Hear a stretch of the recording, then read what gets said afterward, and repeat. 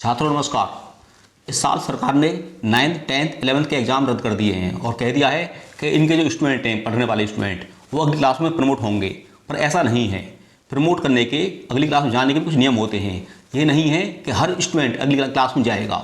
इसके पीछे क्या नियम है, क्या पॉलिसी होती है सरकार की, मैं आपको बताऊँगा। लास्ट ईयर आप ध्यान दीजिए, लास्ट ईयर जब मार्च 2020 में कोरोना आया था, तब सरकार ने कहा था कि 9th और 11th के स्टूडेंट सारे अगली क्लास में प्रमोट होंगे, पर ऐसा नहीं हुआ था। काफ़ी स्टूडेंट फेल हुए थे। जो स्टूडेंट फेल हुए थे, यानी कंपार्टमेंट आई थी, उनका ऑनलाइन पेपर लिया था। इसके बावजूद हर स्कूल के अंदर कुछ बच्चे फेल हुए थे। अब स्थिति क्या बनती है आपके सामने? स्थिति हमारे सामने बनती है, मैं बताता हूँ आपको कि 9th 10th 11th के स्टूडेंट किस नियम के आधार पर अगली क्लास में जाएंगे। यदि आप पूरी वीडियो ध्यान से देखेंगे, समझेंगे, तो आप समझ पाओगे कि कौन स्टूडेंट अगली क्लास में जाएगा और कौन नहीं जा पाएगा। इसमें सबसे बड़ी बात यह है, मैं बताता हूँ आपको, कि कुछ स्टूडेंटों ने जो पेपर देने आए थे हमारे मिड टर्म में, वो पेपर देने आए, 3 घंटे का पेपर था, 20-25 मिनट बैठे, सर हमारा पेपर हो गया, हम जा रहे हैं, उनको उस खामियाजा भुगतना पड़ेगा। दूसरा, जो सब्जेक्ट टीचर आपके प्रैक्टिकल, प्रोजेक्ट, असेसमेंट में नंबर आपको ठीक देते हैं तो ठीक है, कोई दिक्कत नहीं है। यदि उन्होंने नंबर ठीक नहीं दिए तो उनको खामियाजा भुगतना पड़ेगा। और सरकार की नियम के हिसाब से 6ठी 7वीं 8वीं के स्टूडेंट सभी पास कर दिए गए हैं, डिक्लेयर। 6ठी वाले 7वीं, 7वीं वाले 8वीं में, 8वीं वाले 9th में। और उनकी ऑनलाइन क्लास 1 अप्रैल से स्टार्ट हो चुकी हैं। उनकी वर्कशीट, होम असाइनमेंट ऑनलाइन के माध्यम से स्टूडेंटों को दिए जा रहे हैं। अब मैं बताता हूँ आपको, 9th 10th 11th और 12th के स्टूडेंट ध्यान दें कि वो फेल होंगे या पास होंगे। मैं बताता हूँ पहले 9th के बारे में। 9th के आपके 4 पेपर हो चुके हैं। आपके 2 पेपर रह गए हैं आपके। वो हैं आपके SKT और SST। आप सोचिए कि इनमें आपको मार्क्स किस आधार पर आएंगे। खूब पेपर धोने नहीं। अब मान लीजिए आपके 4 पेपर हुए हैं, उनमें 3 नंबर, 5 नंबर, 10 नंबर और 14 नंबर हैं। तो इनमें आपके जो बेस्ट ऑफ 2 हैं, यानी 10 नंबर और 14 नंबर, इनको जोड़िए, 24 का आधा कीजिए 12, तो 12 नंबर आपको मिलेंगे SKT में और 12 SST में, यानी कि पास। इसी प्रकार 10th में आइए आप। 10th में आपका 1 पेपर रह गया है, वो रह गया मैथ का। आपके 5 पेपर हो चुके हैं। मान लीजिए आप, कल्पना कीजिए आप, उनमें आपके जो मार्क्स हैं आपके वह 4 नंबर, 6 नंबर और 8 नंबर, 10 नंबर, 12 नंबर। इनके बेस्ट ऑफ 2 निकालिए। बेस्ट ऑफ 2 कौन से हुए आपके? 10 और 12 जोड़िए 22, इनका आधा कीजिए 11, तो 11 नंबर आपको मैथ में दिए जाएंगे। तो ये तो अच्छा। अब बात करते हैं 11th की। हम 11th में साइंस साइड के पेपर हो चुके हैं, उनके बारे में कैसे होंगे आप फेल पास बताऊंगे आपको मैं। और आर्ट साइड में आपका 1 पेपर रह गया है, वो है ज्योग्राफी का। उसी प्रकार तर्ज पर जो आपके पहले पेपर हो चुके हैं, उनमें से बेस्ट ऑफ 2 का एवरेज निकाला जाएगा और बेस्ट ऑफ 2 का जो एवरेज आएगा वो आपको ज्योग्राफी में आपको मार्क्स दिए जाएंगे।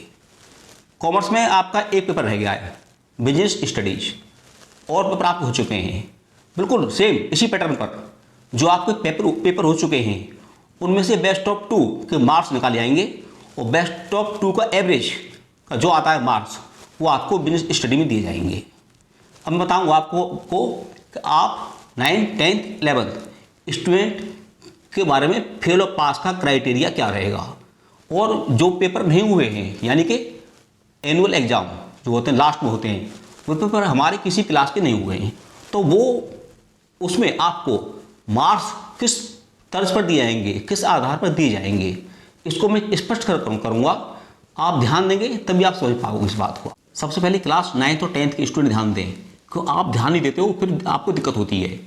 आपके जो पेपर हुए इस बार मिड टर्म के, वो हुए 20 नंबर के हुए हैं, और 20 नंबर का हुआ आपका प्रोजेक्ट यानी असाइनमेंट, प्रैक्टिकल वगैरह।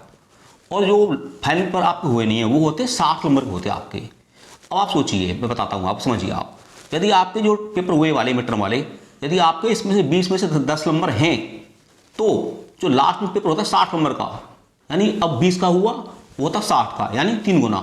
यदि आपने 20 में से 10 नंबर लिए हैं, तो आपको एवरेज के आधार पर 60 नंबर में 10 या 30 नंबर दिए जाएंगे आपको।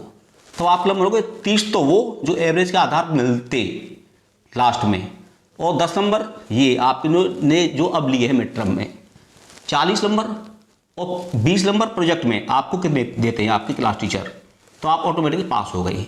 पास होने के लिए मिड टर्म, फाइनल और प्रोजेक्ट में मिलाकर 33 नंबर होने चाहिए।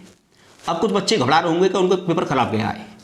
मान लीजिए किसी बच्चे के, स्टूडेंट के, छात्र के, हमारे के 9th और 10th में पढ़ने वाले, उसके इस टर्म में 20 में से 5 नंबर हैं और जो लास्ट में होता है 60 नंबर का, तो 20 से 60 तीन गुना कर दीजिए आप, 5 या 15, तो 15 नंबर आपको वहाँ मिलेंगे आपको लास्ट में। 5 नंबर मिड टर्म को हो गए, 15 5 20, और 20 नंबर का आपका रहेगा प्रोजेक्ट और प्रैक्टिकल, उसमें आपको 13 नंबर भी आ गए, तो आपके हो गए 33, आप पास हो गए। अब एक और बात देखिए ध्यान से, यदि पेपर ज़्यादा खराब हो गया है, यदि पेपर आपके में मिड टर्म में हुए हैं, मान लो 3 नंबर है आपके 20 में से, तो 60 में जो मिलेंगे लास्ट में होते हैं एवरेज के आधार पे, तो उनका 3 गुना कर दीजिए आप, 3 के 9, 9 और 3 12, मिड टर्म के 3, और एवरेज का आधार मिलेंगे 9, 9 और 3 12 है।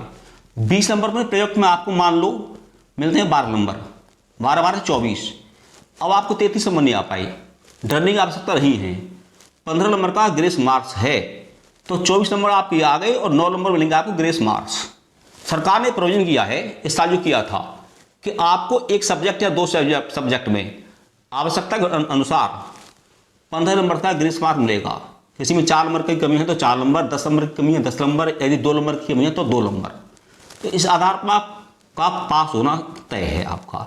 ये बताया मैंने आपको 9th और इसके बारे में 10th के बारे में। जिन बच्चों ने पेपर नहीं दिया है, मेडिकल है, तो उनको कोई डरने की आवश्यकता नहीं है, उनका ऑनलाइन पेपर लिया जाएगा और ऑनलाइन पेपर में जो आपको मार्क्स आएंगे उसका आधार पर आपको वो मार्क्स प्लस प्रैक्टिकल और असाइनमेंट और ग्रेस मार्क्स, तो आपके 60 नंबर वो 20 नंबर ये 60 और 20 80 27 नंबर आपको चाहिए।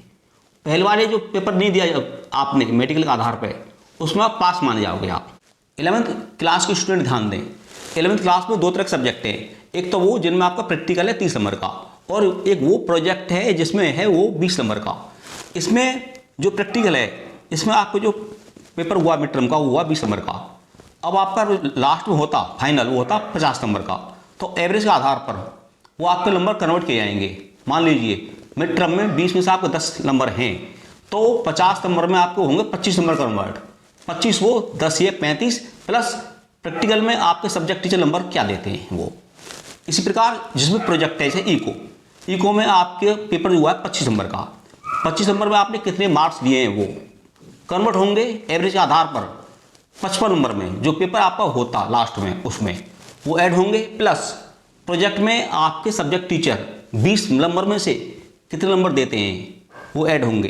ये ऐड करने के बाद आपको 33 नंबर लाने हैं।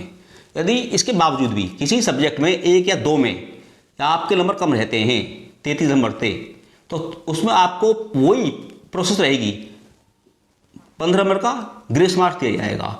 यदि कहीं आपकी कमी है 2 नंबर की, 4 की, 6 की, टोटल ला के जो बांटा जाएगा वो 15 नंबर को बांटा जाएगा, उस आधार पर आपको फेल पास किया जाएगा। क्लास 12 में छात्र ध्यान दें, उनके पेपर रद्द नहीं हुए, पोस्टपोन्ड हुए हैं। पिछली बार भी आपके पेपर जुलाई में हुए थे और इस बार भी पेपर आपके पक्का होंगे, निश्चित होंगे, क्योंकि 12वीं पेपर होना इसलिए जरूरी है कि 12वीं जो आपके मार्क्स आते हैं उसके आधार पर DU, BBA, BCA, CA, BCom वगैरह में आप एडमिशन लेते हैं तो वहाँ आपको मार्क्स देखे जाते हैं। इसलिए आप तैयारी कीजिए, 12वीं वाले के पेपर पक्का होंगे। मैंने आपको जो विचार रखे हैं अपने माध्यम से बताए, समझाया मैंने आपको फेल पास के बारे में, उसका आधार पर अपने दोस्तों को इसको वीडियो शेयर करें जिससे उनको भी फायदा हो सके और लाभ हो सके। और मेरे channel Sanjeev Bhardwaj educational videos को सब्सक्राइब करें और मेरे चैनल वीडियो को अपने दोस्तों में शेयर करें। जय हिंद, जय भारत।